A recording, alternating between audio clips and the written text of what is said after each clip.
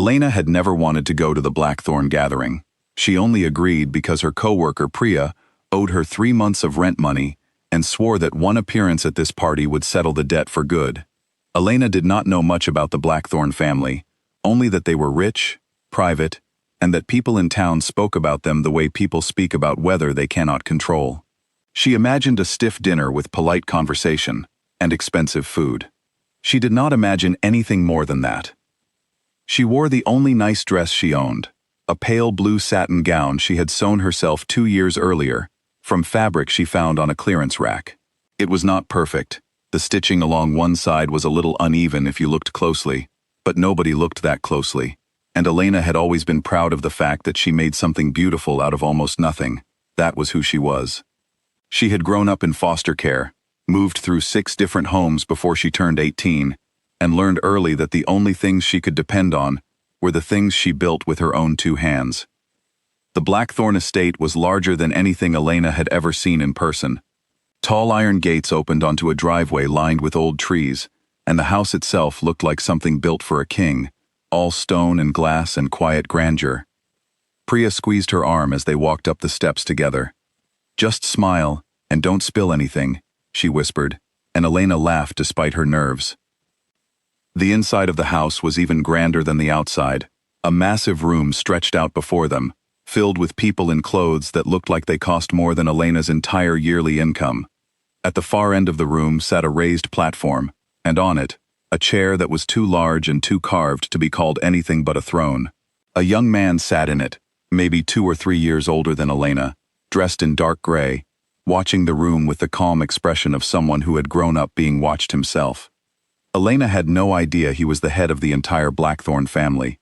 She had no idea, in fact, that the Blackthorns were not simply a wealthy family, but something older and stranger than that. A pack that had ruled this land for generations, hidden behind money and manners, and a name that most people never questioned. She was about to learn.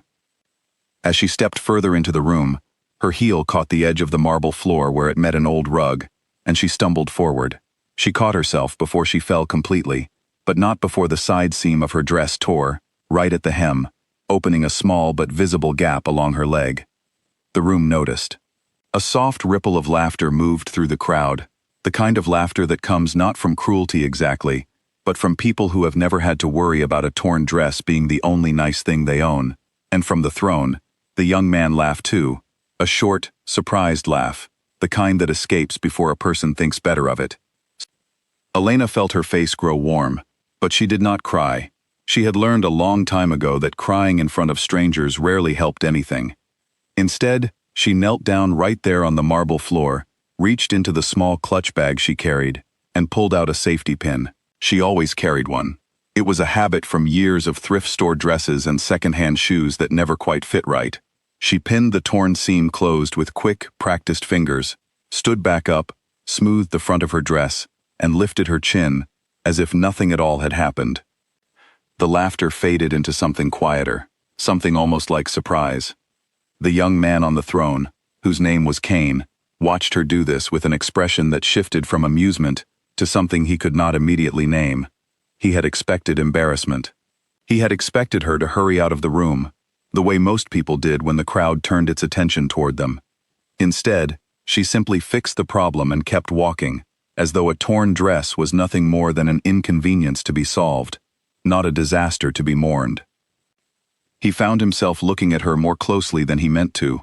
That was when he saw the mark on her wrist. It was small, a pale crescent shape just below the base of her palm, the kind of mark most people would assume was a birthmark and think nothing more of it.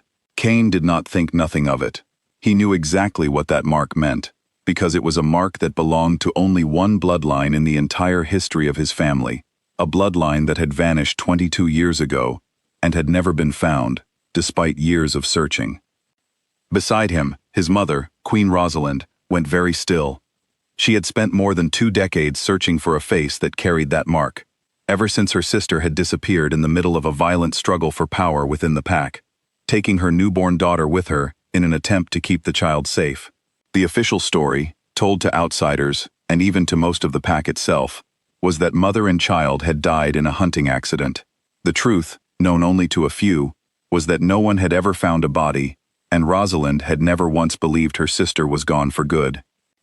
Rosalind rose from her seat before she even realized she was standing. Kane reached out a hand to steady her, though he was not entirely steady himself. "Kane," she said quietly, her eyes fixed on Elena across the room. "Look at her wrist." He had already seen it.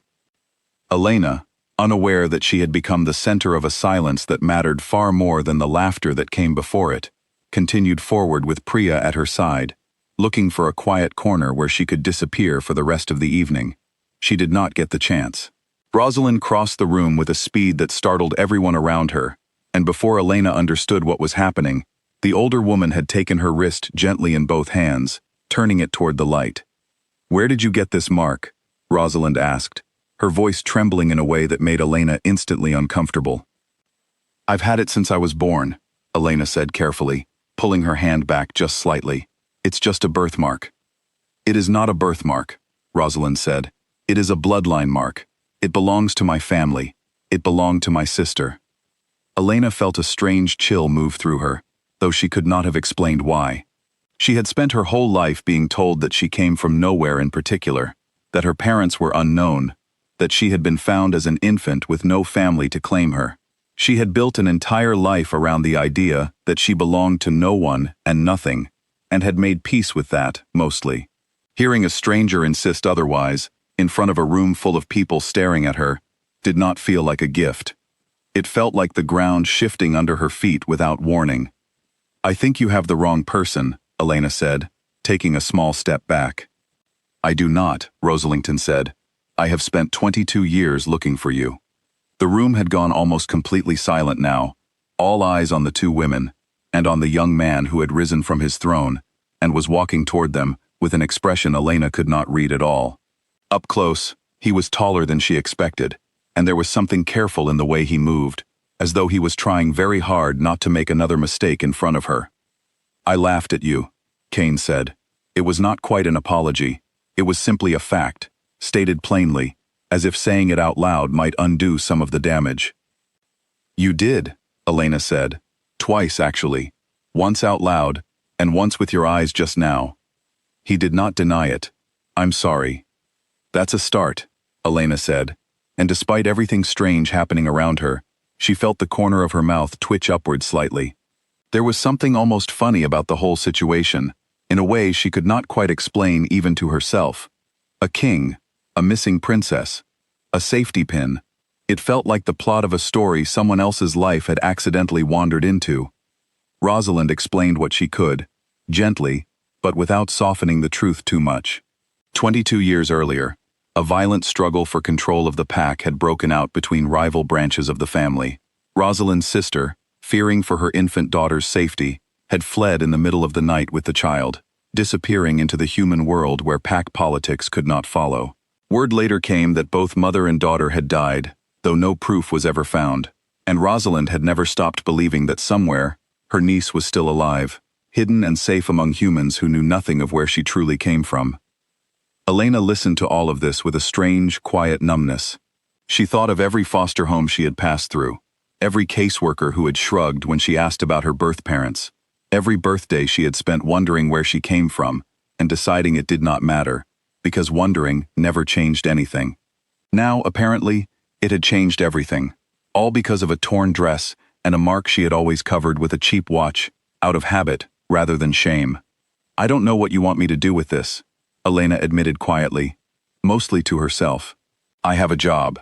I have an apartment with a leaking faucet. I have a life, even if it's a small one." "No one is asking you to give any of that up tonight," Kane said. It surprised her, how gently he said it. "We only wanted to know if you were real. You are. That's enough for now." Rosalind nodded in agreement. Though her eyes were bright with tears, she was clearly trying not to let fall in front of a room full of watching faces. "Take whatever time you need," she said. "We have waited 22 years. We can wait a little longer for you to decide what any of this means to you." Elena appreciated that more than she expected to. She had braced herself for pressure, for demands, for someone telling her who she was supposed to be, now that a birthmark had turned out to mean something after all. Instead, she was being given something she rarely received from anyone: A choice. She looked down at the safety pin still holding her dress together and found herself almost laughing at the absurdity of it all. Well, she said, mostly to herself, this is certainly not how I expected tonight to go. Was it worse or better than you expected? Kane asked, and there was the faintest trace of humor in his voice now, careful and testing, as if he was not entirely sure it was allowed. Elena considered the question honestly. The dress was ruined. The room had laughed at her. A stranger had told her that the family she never had was standing right in front of her, and yet, for the first time in longer than she could remember, she did not feel invisible. Different, she said finally. Not worse. Just different. Kane nodded, as though that answer satisfied him more than he expected it to. The gathering did not end with a grand announcement or a sudden decision about crowns and titles. Nothing that large or final happened that night. Elena did not agree to move into the estate, and no one asked her to. She simply stayed a little longer than she planned, talking quietly with Rosalind about a family history she had never known she was part of, learning small details about a mother she barely remembered and had always assumed she would never know anything about. When she finally left, walking back down the same stone steps she had stumbled up hours earlier, Kane walked her to the door himself, which surprised the rest of the household more than it surprised Elena. "You'll come back?" he asked, and there was something almost nervous in the question, an uncertainty that did not match the calm, commanding way he had first appeared on his throne. "Maybe," Elena said honestly. "I'm not making any promises tonight." "That's fair," he said. She glanced down at her torn hem, still held together by a single safety pin, and then back up at him. "For what it's worth," she said, "the laughing wasn't the worst part of the night." "No?" he asked. "No," she said. "The worst part was almost believing, just for a second, that I didn't belong anywhere. Turns out that wasn't true after all." She walked out into the cool night air without waiting for a response, leaving Kane standing in the doorway, watching her go, the mark on her wrist and the question of what came next, both still very much unresolved. But for the first time in a long time, unresolved did not feel the same as impossible.